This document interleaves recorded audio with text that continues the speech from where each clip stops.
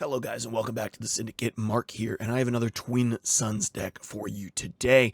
Excited for this one. This one is a little bit memey, but I really wanted to try to make a really specific idea work.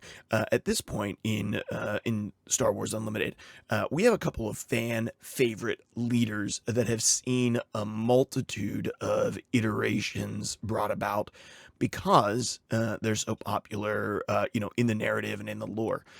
We now have multiple versions of Boba Fett. Three of them, although one of them is heroism and two of them is villainy, and we have multiple versions of a few others. But the one that we have the most versions of that share either heroism or villainy is Han Solo. And as it turns out, two of the three versions of Han Solo leaders that we have actually synergize relatively well together.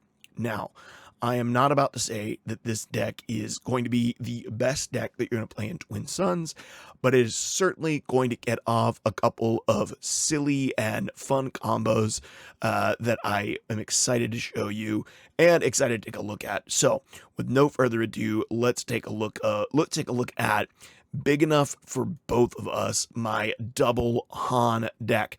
Here we're going to be playing Han Solo from set 1 and also Han Solo from set 2, along with a green base. So we're playing red, yellow, green heroism. Obviously, in this case, you could have swapped in for a blue base here, but I did want access to a couple of fun, high-end, memey green cards, command cards. So I also wanted access to ramp, because this deck's goal is to ramp up and put big boys out before your opponent can put them out. Let's take a look at what these two leaders do. First off, Han 1 does exhaust him, put a card from your hand into play as a resource and ready it. So it allows you artificial ramp at the start of your next action phase. Defeat a resource you control. So temporary artificial ramp at the expense of hand size. Han Solo 2 has a similar use, has an action to exhaust him, play a unit from your hand, it costs 1 less, and then you deal 2 damage to it. Obviously, in Twin Suns format, it is harder to get access to a multitude of cards that really benefit from this, but the point of the matter is, both of these cards do artificial ramp, one at the sacrifice of hand size and availability of cards, another at the sacrifice of the unit's health that you're putting into play. But combined, we can, on turn 1, technically put out a 4-cost unit by using Han to put a resource into play, and then using Han Solo to both Han Solos, Han 1 to put a resource into play, Han 2 to discount the cost of a 4-drop by 1, making it cost 3. Of course, Han Solo 1 putting our 3rd resource into play. Along with that, we've combined it with Data Vault. I think the Data Vault arguably is just probably a good card to play in Twin Suns. It gives you 3 extra health if you're going to be playing a green base. I'm suggesting playing Data Vault. In a 50-card standard game where you're running 3 ofs, I think the cost to pay Data Vault is pretty pricey. Reliability and consistency in your deck is always extremely, extremely valuable in a card game, and new players always underestimate the value of consistency, that your deck will do the same thing every time. That's why in some card games, when you get a card that does something very similar to what another card does, you don't see them replace or swap or pick the better. You see them run more of the same, which is why we see some, villainy command decks oftentimes will run copies of both Vader and also Maul, because it gives redundancy and consistency to the deck. And that's really what you want your deck to do. You want redundancy, you want consistency. So Data Vault in a standard game, not super great. In the game like this, that we're increasing from 80 cards up to 90 cards, we already have a massive card pool. We're already running one ofs instead of three ofs. You already are lacking consistency. You're very rarely going to draw the same cards. And in a game like this, where we're not playing like Commander in Magic, where you're trying to draw into really specific combos to go off and win the game, this game doesn't really have that, right? We have a baked-in combo here between the two Hans, Han 1, Han 2, that is always accessible to us. However, Data Vault doesn't, I don't think, hurts us a whole lot. It's not really decreasing our consistency by a whole lot. It's a very marginal amount.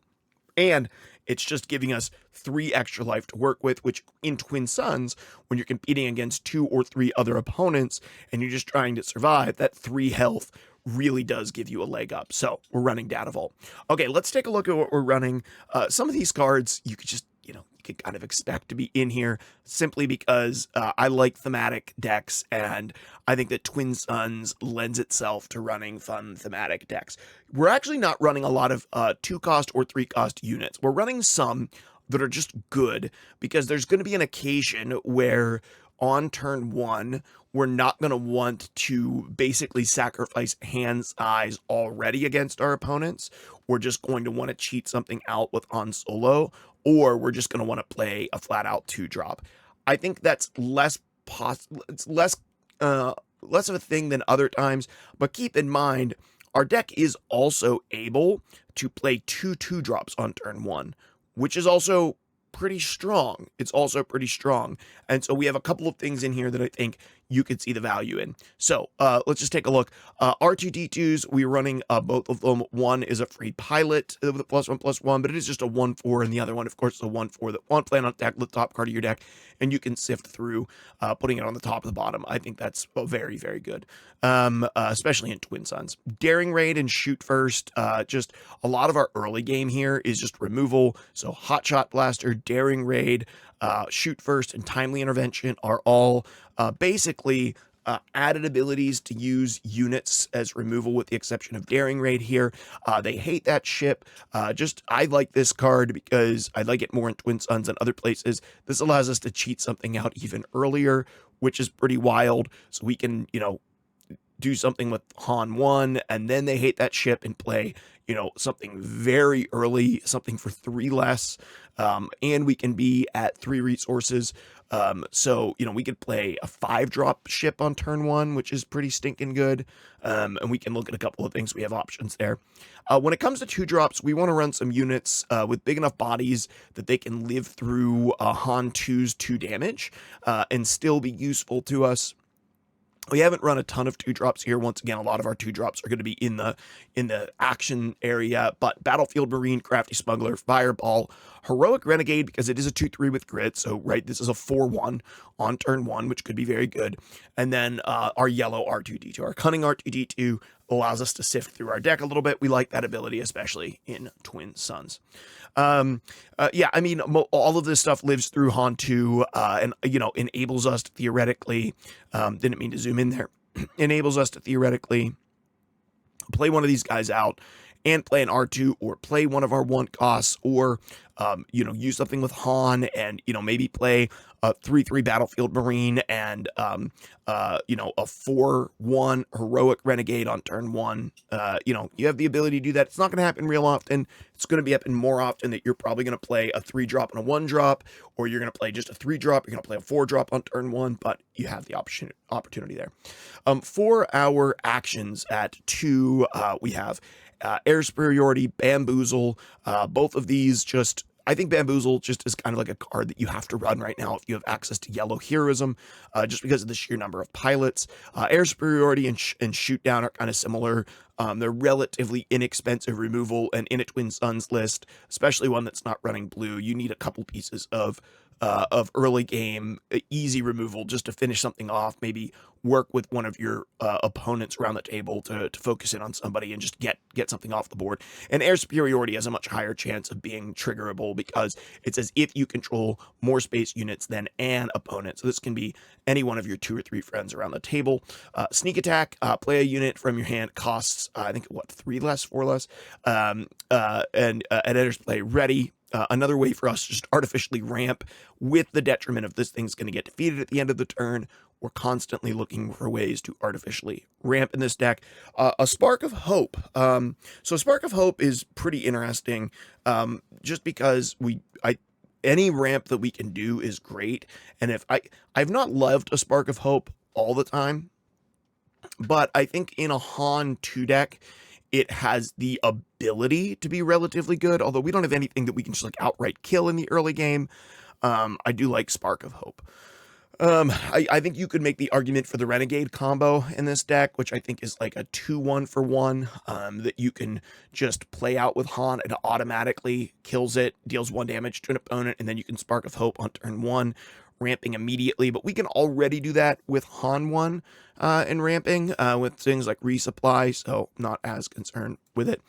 Spark of Rebellion, it's just too good of a card not to play. And then Surprise Strike, this is another piece of reach, but also a piece of removal. Now, when we get into 3-drops here, we're starting to get into a little bit of utility, but we're also trying to get into some like beefy bodies that we can put into play either with Han 1, if we feel like we want to sacrifice card draw or card advantage, or with Han 2, if we feel like we're in a situation where it's better off to sacrifice health. So Blue Leader's just a 3-3 with Ambush. Obviously, this could come in as a 3-1 with Ambush just to remove something, or we could give it a couple experience tokens, playing it for 5 and shifting it into the other lane. Making it a 5-5 with Ambush on the ground lane.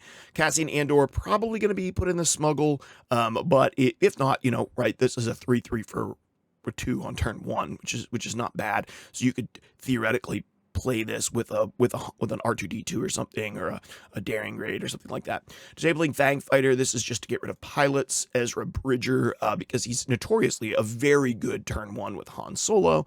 Huyang, just because, 3 resource, 2/4 that gives something a +2/+2 is pretty good. We're actually playing Liberated Slaves in this deck almost entirely just because it's just a 3-5, right? 3-5 for 3, which makes this thing, once again, another opportunity to put out a 3-5 on turn 1, or to put out a 3-3 on turn 1, depending on the status of our board, how we want to artificially ramp.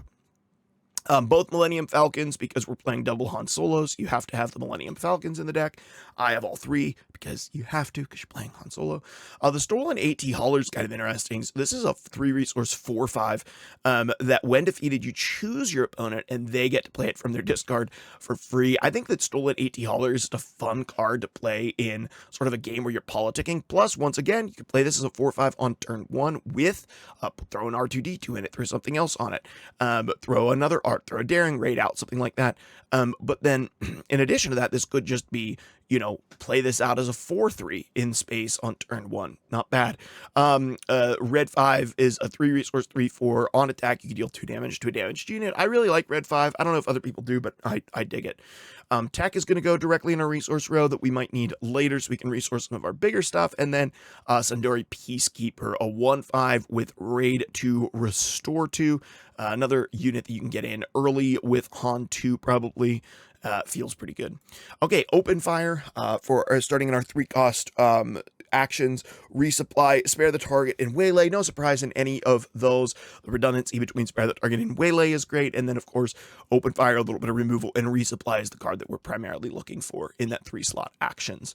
Okay, moving on to 4-drops. So this is where I think you have a couple of interesting decision points, and I am playing all units in 4-drops because every one of these units can come into play on turn 1 in this deck. So we have a lot of 4-drop units. So we can play what would be, I'm going to tell you what it would be if you play it on turn 1. So this would be a 3/2 with Restore 2 in space on turn 1.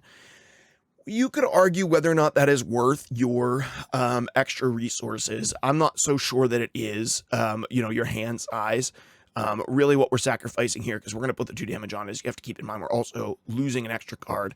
But a 3/2 in space with Restore 2 is pretty good on turn 1. Ahsoka Tano, right, this is a 3/3 on turn 1. And on a play, an opponent has to discard a card from their hand, and you can exhaust a unit. That's not super valuable, but it is basically a 3/3 on turn 1 where your opponent has to discard a card. Bright Hope, this is a 2/6 with Sentinel in space on turn 1. Hunting Aggressor. This is an increase our indirect damage. We actually do have a couple of things later on that deal indirect damage, but more importantly, this is a 3/4 in space on turn 1 that has an upside. 3/4 in space on turn 1 that has an upside. K2SO is a 4/2 with Overwhelm on turn 1 in the ground lane that when it dies, you can make someone discard or deal 3 damage to their base, but it does it for every opponent. So, pretty good. You're losing one card, but you're going to make all of your opponents discard a card once K2 dies. Modded Cohort is a 2/2 with Raid 2 and Ambush. This is just a straight up literal 4/2 with Ambush on turn 1 to remove anything that any opponent puts on the board, as long as it doesn't have a shield. I think the Poe Dameron's really interesting. So Poe Dameron would technically come down as a 3/1, but what he reads is, when played as a unit, create an X-Wing token, so it's a 2/2, and then you may attach this unit as an upgrade to a friendly vehicle unit without a pilot on it. So he would drop his damage, jump onto the pilot. So technically on turn 1, this is a 4/5 in space. That's pretty good. He stops being a unit. He's going to drop his damage and become an upgrade. It's a 4/5 in space on turn 1. That combo is pretty nice. If you get Poe Dameron in your opening hand, you have a built-in 4/5 turn 1 in space. Your opponents are going to be playing 2/2s, 2/1s, 2/3s. You're going to play a 4/5 on turn 1. Pretty good. Kiera, this is a 3/3. Oops, once again, sorry about hitting the scroll wheel there. This is a 3/3 on turn, or 3/3 on turn 1 that looks at an opponent and pick a card.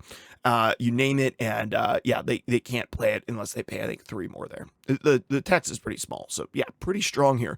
3/3 turn 1, and you are impairing an opponent's hand. This says, while this Sabine would be coming down as a 4/2, and while it's exhausted, it can't be attacked, and when you do attack, you discard a card from the top of your deck. If it doesn't share an aspect with your base, deal 2 damage to a ground unit. Of course, a much higher chance of that happening in this deck, because we're not even running that many green cards. There's a chance it wouldn't happen, but it is a 4/2 on turn 1 that cannot be attacked while it's exhausted. Obviously, this is a little bit better further in, and I might want to play this later on. I just personally really like Sabine, and so I have her in the deck. Tobias Beckett. Now, this is not a card that you see have a lot of play, but let's just touch on it real quick. You're never going to smuggle this guy because it's terrible, but on turn 1, this is a 4/3. That's pretty good. And then it reads, when you play a non-unit card, you may exhaust a unit that costs the same or less than the card you played. Use this ability only once each round. So this is a turn 1 4/3 in ground with an upside. I think that's worth the sacrificing of a card for. If we shift over to the Wampa, this is also a 4/3 with Overwhelm. A 4/3 with Overwhelm in the ground lane. Just really great status, really aggressive, pushes damage through. We love that. The Wookiee Warrior, interesting here. We're going to deal 2 damage to him. So he's going to also be a 4/3. He has grit. And if you control another Wookiee when you play him, you can draw a card. Very unlikely, although we do have 2 Chewbacca's, so there's a chance if you played Wookiee Warrior later that you would get that upside, but realistically, this is a 4/3 with an upside, so that's pretty good on turn 1. Okay, so now we're heading into cards that we can play on turn 2, and I think this is really where we crank the deck up a lot. So turn 2, you resource a card. So in this case, turn 1, maybe you cheated out a 3-drop, maybe you just played a 2-drop. Turn 2, you're going to use Han 1, and then also use Han 2 to play one of these out. So you're getting what would be a 6/3 with coordinate on attack, prevent all damage that would be dealt to this unit. You're getting a 6/4 with coordinate on attack, draw a card. You're getting a you're getting a 3/4 with a Sentinel, and when he's attacked, you can ready him. You are getting a 5/4 that cannot be targeted cannot be defeated or returned to hand by enemy cards and abilities. You are getting a 3/4 with Raid 3 and Overwhelm. You are getting a 5/4 in space. You are getting a 4/4 in space that deals indirect damage equal to the number of vehicles you control. all of these things pretty strong, guys. These 5 drops are pretty nutty. You are getting a 4-3 with ambush. You are getting, well, this would be a 7-2 because of the grit.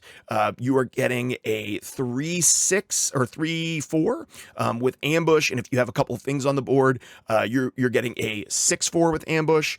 You're getting a 6-4 with all of the benefits of Poe Dameron. You are getting a 4-3 with ambush with the added bonus of the Marauder, which probably won't come into play, but the point is you're getting a 4-3 with ambush. On turn 2, you are getting a 4-5 in the ground lane with on attack, draw a card, and at the end of your regroup phase, discard a card from your hands. You're getting that to be able to cycle through, plus you can smuggle it. So all of these cards, pretty good on turn 2. Obviously, I think looking at like Anakin, Clan Challengers, Chewbacca, Desperado Fighter, Occupier Siege Tank, Poe Dameron on turn 2, all of those things. Whew, pretty stinking good to play on turn 2. And that's if you didn't get resupply on turn 1. If you ramped up on turn 1 and turn 2, you're going into 4 resources and you can jump to 6. If you got resupply on turn 1, you could be all of these 6 drops on turn 2, which is nutty. For our 5 drops, we're running a Commandeer and Bombing Run. You could swap out Bombing Run for a lot of other things. I just feel like there's a decent chance we're going to be behind at this point because your opponents are probably going to check into some of your bigger stuff and you're probably behind on card size. It would be nice to have a card that like 2-for-1s a couple of your opponents. And once again, this hits all of the things in Arena, which is pretty nice. Commandeer, you can take control of an opponent's, unmanned spaceship. You're going to have a much higher chance to use Commandeer against stuff in this. Okay, so now for our 6 drops, let's take a look. Of course, we can play these later on without the negatives, but let's take a look at what it would look like to play these guys on turn 3 with 4 resources. Okay, so we would have a 4-4 with ambush and raid 1, so it would be attacking as a 5-4. We would have a 5-5 on play and on attack, choose a friendly unit, it gains Sentinel, or give an experience token to it. Otherwise, it gains Sentinel for this phase. Oh, choose a friendly unit and a Sentinel, give an experience token to it. So yeah, basically a 5-5 that gives something Sentinel, and it can happen on attack. This is a really interesting one. This would be a 4-4, but because of grit, this would be a 6-4 that if in the rare case that someone's already down to 15, has 15 or more damage on it, this would be, a 6-4 that comes into play readied. A 7-4 with Saboteur and Coordinate. Not going to happen very often, but if you got a chance to, you could deal 3 damage to a ground unit. This is going to be a 5-3 with ambush, but you're probably going to smuggle it. This is going to be a 5-5 that when played, you can deal damage to a unit equal to the number of cards in your hand.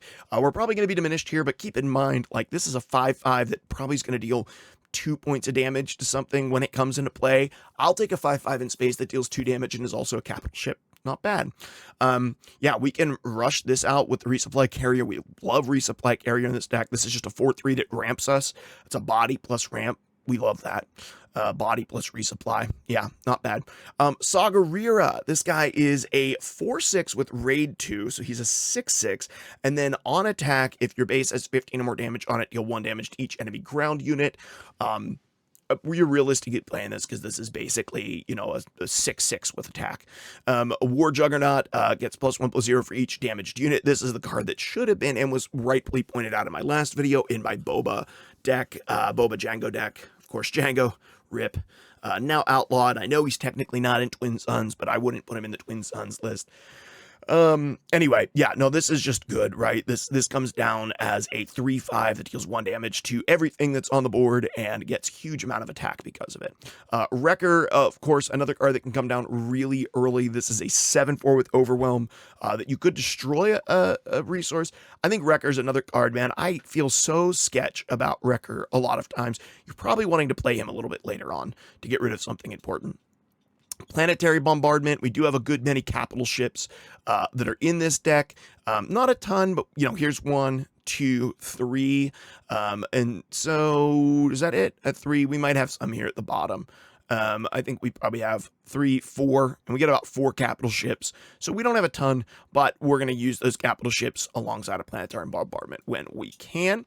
Enfys Nest, 5/7. So, this could be coming out a couple turns earlier on 5 resources as a 5/5 with Saboteur.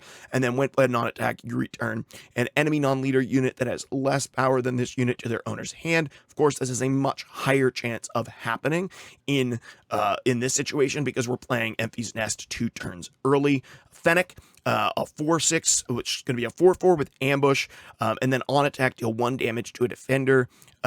If it's a unit, for each different cost action, for each of the different cost among cards in your discard pile. So get some cards in your discard pile, play this out.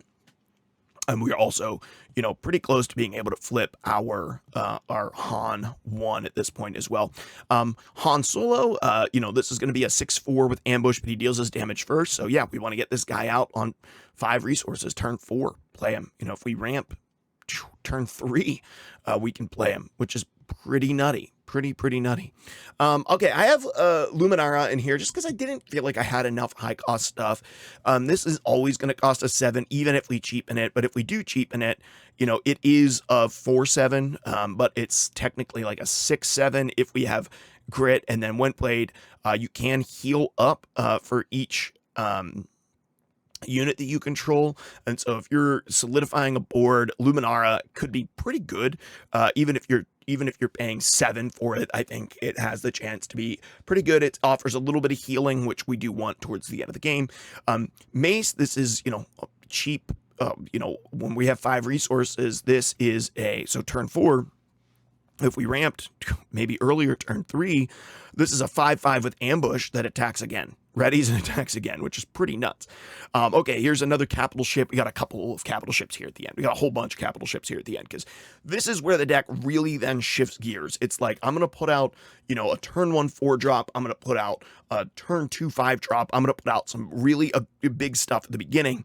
And then at the end, I'm going to drop bombs that it doesn't matter that I'm putting 2 points of damage on. So we have Radiant 7 here, 7 resource, 5/6.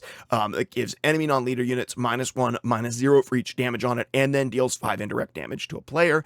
Tarful, first time I'm playing this guy. I'm playing him because he's a huge body, so if we are playing him early, right, he's technically a 3/7 with Restore 2, and when a friendly Wookiee unit is dealt combat damage and isn't defeated, it deals its damage back to the enemy ground unit. Kind of wish I was playing this with a Han Chewie deck. Maybe we'll do that dynamic duo at some point, but for right now, not playing that, just playing Tarful in a double Han.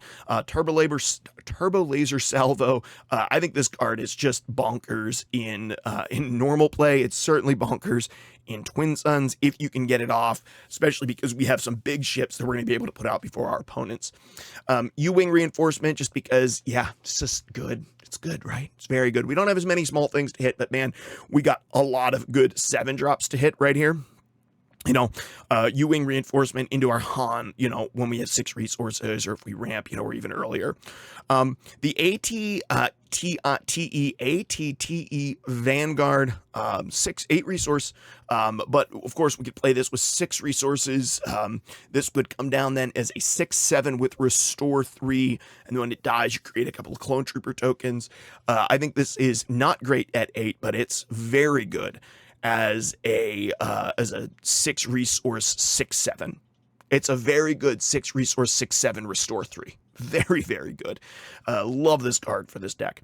The Assault Carrier, we can play this out a couple turns earlier. So, we're at 6 resources. We can get this thing out as a 7/6 with ambush that is going to ramp us pretty good. Home 1, getting this out early. We don't mind dealing 2 damage to it as a 7/5 Restore 2, giving everything else Restore and getting something cost 3 or less, or making something discount by 3. Pretty good. Reinforcement Walker, no reason to go through this, but yeah, we don't mind this coming down a couple turns early on 6 resources as a 6/7. Oh yeah, just great. 6/7 still super threatening. Who cares about that extra 2 there? And then Home 1, the other Home 1, this is a 7/8 with ambush that costs If your opponent controls 3 or more space units, this costs less, I think 3 less. So we could play this pretty inexpensively. Like, we could get this out very, very early as like a 7/6. So just thinking through, right, our component, if our opponent controls a certain amount of space units, we ramp up with this thing, right? So we artificially ramp and then discount this thing by another one. So we're at 7. We discount this thing by another. So, now we're at by another 3. So we're at 4. So at 4 resources, which is literally, if we ramp on turn 1, if our opponent gets out a bunch of stuff, we can play this so quick. And they hate this ship, loves this card. Unit plays a space unit, you play you hate this ship, it's going to discount it by 6. We're sitting at 3 resources. Yeah, we like this card. Gets this thing out really early. Crate Dragon is just so busted. It's really good with Han 2. It's even better when you can use Han 1 and Han 2 with it, and you have a little bit of ramp. Profundity. It's another capital ship, and it's big, so we're going to play it. Yeah, so this can be played with 7 resources as an 8/7, pretty good with Overwhelm. And then when played and when defeated, you choose a player. They discard a card from their hand. Then if they have cards in their hand, more cards in their hand than you, they discard another card from their hand. This is very likely because we are sacrificing our hand size for advantage on the board using Han 1 already. So because we're doing that with Han 1, Profundity becomes a lot better. We can target that opponent that's playing a more controlling game, that's keeping some cards back. Just say, hey, here, discard 2 cards. And when you remove this, you're going to discard another 2. And then, of course, at the very top end, the Starhawk, which we love discounting this guy. So if we can ramp, say, once with something, beforehand, we're already ahead of our opponents, right? So we can make this thing cost 7, first of all, which is pretty good. We could play They Hate That Ship to make it cost even less, which would be amazing. This then is a 6/7 with Ambush, and it cuts in half the cost of all of our cards. So this is the ultimate end to get that ramp up. And I really wanted to find a way to play Starhawk because I got hyper hollow of Starhawk. So let me know what you think about this deck. I think it's kind of wild, big enough for both of us. I hope that you like it. I just really wanted to play a deck that was running the same leader twice and double Han. It's probably the best way to do it. I mean, you could technically do it with double Boba and it would probably be pretty stinking busted, but you'd have to play Boba 1, who's technically not legal right now, so I went with the double Han instead. Let me know what you think about this in the comments below, and if there's a leader combo that you'd like to see me try out, let me know. I'm really toying around with trying to get one Twin Suns deck that I like that runs double aspect of one aspect, so runs just heroism or villainy with 2 other aspects. I've been sort of toying around with that. I have a couple of ideas. I'm going to try to come back with one in the next video. That's what my plan is. If you like this, like, subscribe, and hit the bell icon so you know when I am putting out other content. And yeah, that's going to do it for this video. Thank you guys so much for stopping by. And yeah, when you subscribe, you become part of the syndicate. So come and join the syndicate with me. Hope you're having a great day. Cheers. And yeah, have a great week.